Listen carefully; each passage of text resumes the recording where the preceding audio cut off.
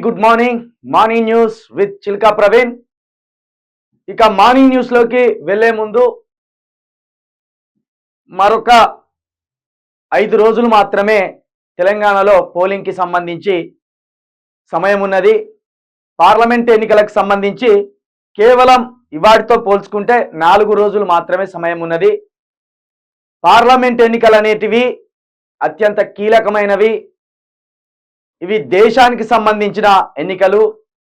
దేశ ప్రజలు వాళ్ళ హక్కులను కాపాడుకోవడానికి ఓటు హక్కు ఇవ్వాల్సిన అవసరం ఉన్నది. ఇక దీన్ని పక్కన పెడితే నిన్న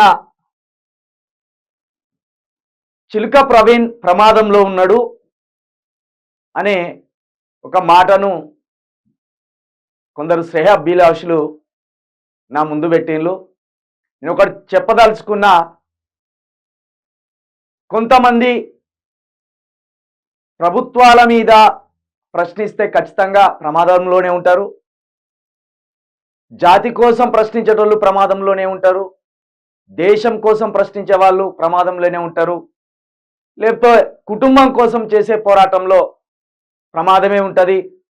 ఏదైనా ఒక అంశానికి సంబంధించి కానీ, ఏదైనా ఒక సమస్యలకు సంబంధించి కానీ ఒక పోరాటానికి దిగినప్పుడు తప్పకుండా అది ప్రమాదంలోనే, ఒక ప్రమాద వలయంలోనే ఉంటారు. దానికి సంబంధించి భయపడవలసిన అవసరం కానీ, భయపడుతూ కూర్చోవడం కానీ చేయవలసిన పని లేదు. ఈ ప్రమాదాన్ని నాకై నేను తెచ్చుకున్నది కాదు. ఈ ప్రమాదంలోకి నాకై నేను నెట్టబడ్డది కాదు. అనుకోని పరిస్థితుల వల్ల కొన్నిసార్లు మనం కొన్ని పోరాటాలు చేయవలసి వస్తుంది. ఉదాహరణకు నల్లజాతి ప్రజల కోసం పోరాటం చేస్తున్నప్పుడు మార్టిన్ లూథర్ కింగ్ ఒక మాట అంటాడు, ఈ తెల్లవాళ్లకు హృదయం లేదు, నిజంగా ఈ తెల్లవాళ్లకు హృదయం ఉంటే ఈ బానిసత్వాన్ని కొట్టేయాలి, వాళ్ళు ఈ బానిసత్వం నుండి విముక్తి కలిగించాలి అని ఒక మాట అంటాడు ఆయన. క్రీస్తు నిజంగా నీ ప్రేమ ఈ తెల్లవాళ్లలో ఉంటే వీళ్ళకు మారు మనసు నీవు దేవా, ఆమెన్ అంటాడు. అలాంటిది ఒక బానిసత్వం నుండి తన ప్రజలను బయటపడేయడానికి మహత్తరమైన పోరాటం చేసిండు. అలాగే తెలంగాణ కోసం కేసీఆర్ కూడా ఒక మహత్తరమైన పోరాటం చేశాడు. అంబేద్కర్ 9 కోట్లు, అప్పుడు భారతదేశంలో ఉన్న 9 కోట్ల ప్రజల కోసం, దళితుల కోసం మహత్తరమైన పోరాటం చేసిండు. ఆ పోరాటంలో అప్పుడున్న 9 కోట్ల మంది దళితులకు ఒకటేసారి అంటరానితనాన్ని కొట్టిపడేసిండు.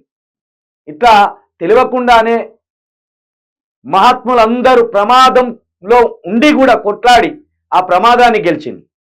అయితే నాది ఈ పోరాటం కాదు. నిజానికి నేను అంబేద్కర్ గారిని తెలుసుకోకముందు, అంబేద్కర్ గారిని చదవకముందు నాకు ఈ పోరాటం తెలియదు. నాదంతా ఒక సినిమా పరమైన ఆలోచనలు, ఒక రైటింగ్కి సంబంధించిన ఆలోచనలు, ఒక రైటింగ్ వైపు నడిచే క్రమంలో అనుకోని విధంగా ఒక స్టెప్ తీసుకోవాల్సి వచ్చింది.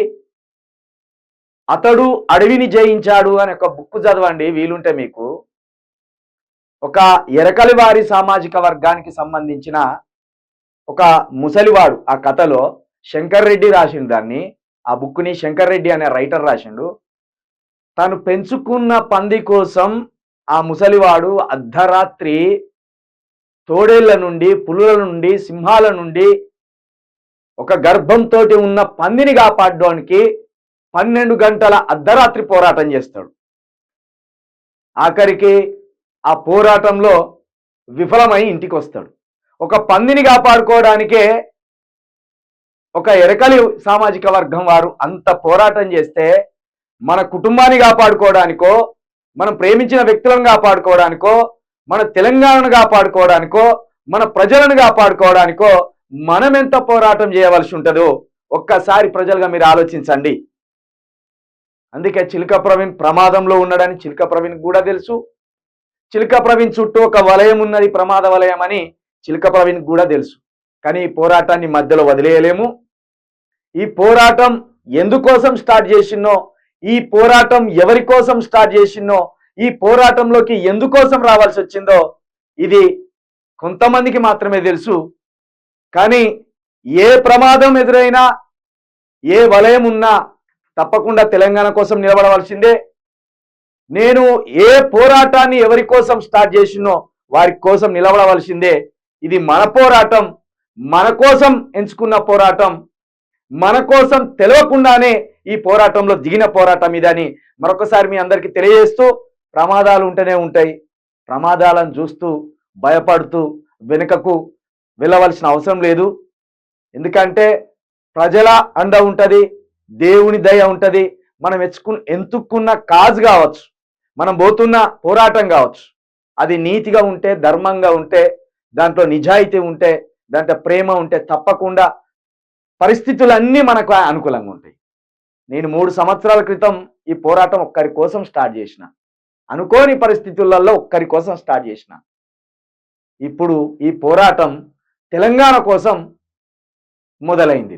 కాబట్టి ప్రమాదం ఉంటుంది, భయపడాల్సిన అవసరం లేదని మరొకసారి మీ అందరికీ తెలియజేస్తూ, మీ అందరి అండా ఉన్నది, మీ అందరి ఆశీస్సులు ఉన్నాయి. నేను చేస్తున్న ఈ పోరాటంలో మీ భాగస్వామ్యం ఉంటుందని మరొకసారి మీ అందరికీ విజ్ఞప్తి చేస్తూ, మన ఛానల్ కోసం ఎవరైనా సహాయం చేయాలనుకుంటే, మన పోరాటంలో మీరు భాగస్వాములు కావాలనుకుంటే తప్పకుండా మా నెంబర్ 9704642961 ఈ నెంబర్కి మీరు తగినంత సాయం చేయొచ్చు. మా పోరాటంలో భాగస్వామ్యం కావాలనుకునే వాళ్ళు ఈ నెంబర్కి మీ డీటెయిల్స్ పంపొచ్చు.